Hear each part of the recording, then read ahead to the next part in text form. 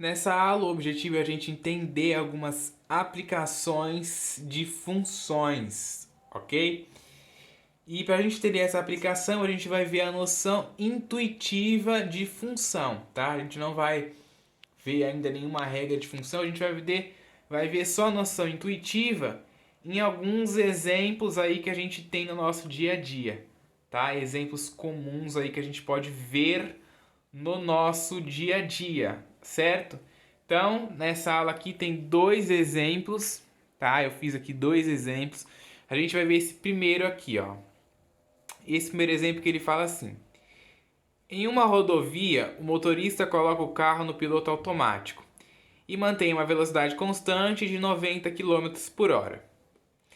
Veja a tabela que relaciona o tempo t, né, que é dado em horas, e a distância d, que é dada em quilômetros.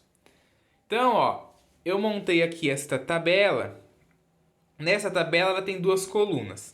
A primeira coluna aqui é a coluna do tempo em horas e a segunda coluna aqui é a coluna da distância percorrida pelo motorista em quilômetros, ok? O tempo eu coloquei o quê?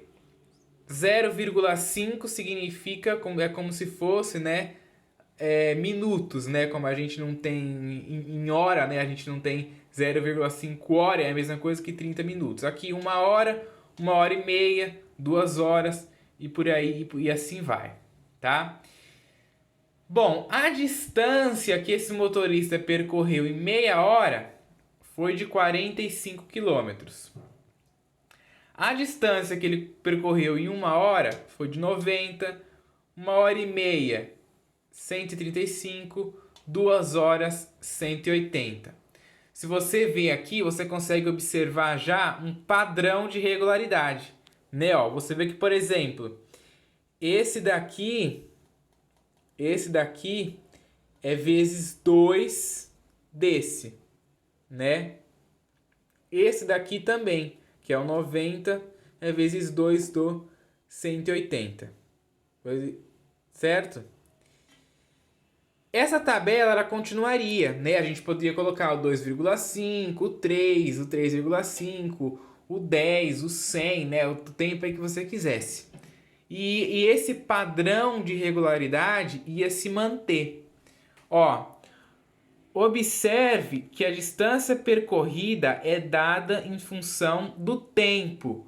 Ou seja, quanto mais tempo você vai andando, mais quilômetros você percorre. Óbvio, né?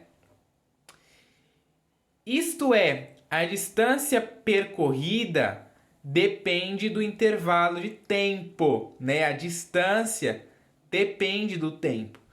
Então a gente diz que a distância percorrida é função do tempo. Ou seja, a distância percorrida é dada em função do tempo. Na medida que o tempo passa, os meus quilômetros aumentam. Quanto mais tempo, mais quilômetros. Quanto menos tempo, menos quilômetros. E aí o tempo aqui, ó, ele é dado em t, né? Ó, o tempo é dado em t. E o personagem que percorreu aí 1 hora, né? 1 hora aqui, ele teve 90 quilômetros, né? Ele andou 90 quilômetros. Então a função que descreve isso é essa daqui, ó, o t de tempo multiplicado pelo 90t, né? No caso aqui esse 45, a gente multiplicou, né? A gente multiplicou 90 por 0,5. Lembrando que multiplicar por 0,5 é como se dividisse, né? Então por isso que esse número é menor, né? O 45 aqui nesse caso, ok? Então a função que descreve isso daí é essa daqui, 90 vezes o t, né? Ou seja, 90, a distância percorrida é sempre igual a 90 vezes o tempo. Então se você andou aqui 0,5 e se você andou aqui 0,5, você andou 45 quilômetros, né? Você multiplicou 90 por 0,5. Poderia, sei lá, ser 0,2 vezes 90 também, tá? Lembrando de novo que multiplicar, né, um número por 0, alguma coisa, como se você dividisse, ok?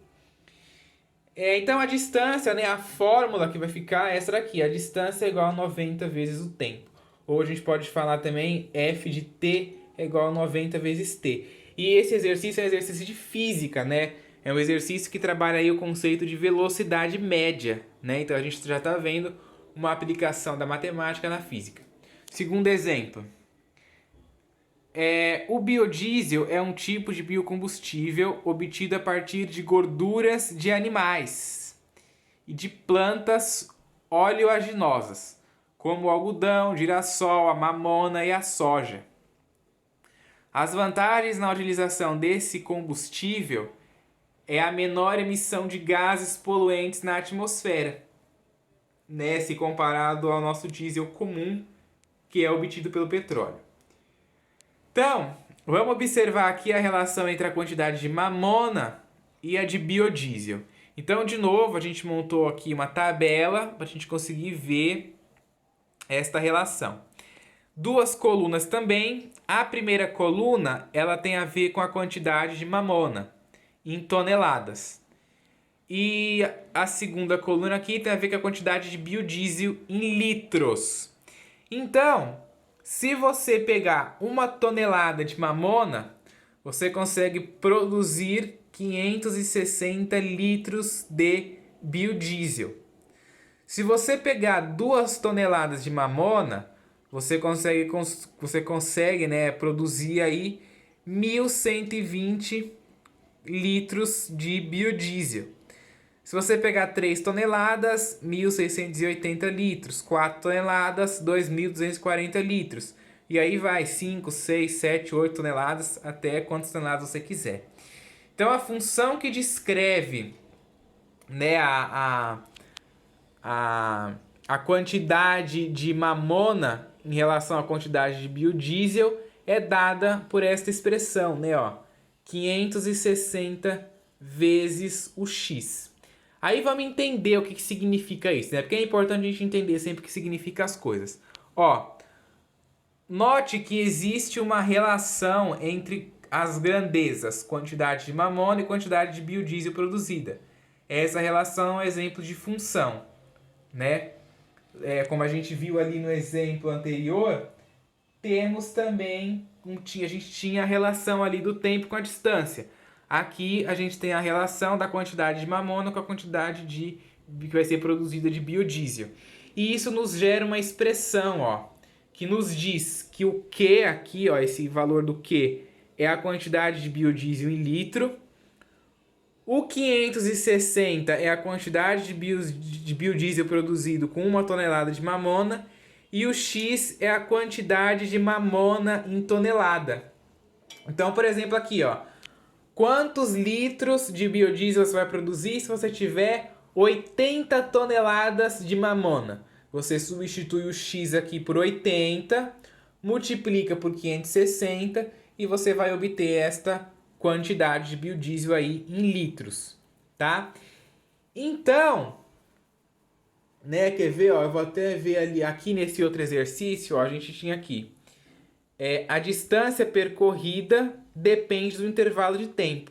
Nesse exercício, a quantidade de biodiesel depende da quantidade de mamona, né? Quanto mais mamona você tem, mais biodiesel você vai ter. Quanto menos mamona você tem, menos você vai ter, né? Justamente o que a tabela está querendo mostrar. Uma mamona, 560 litros. 2, 1.120. 4 já vai para 2.240 litros, tá?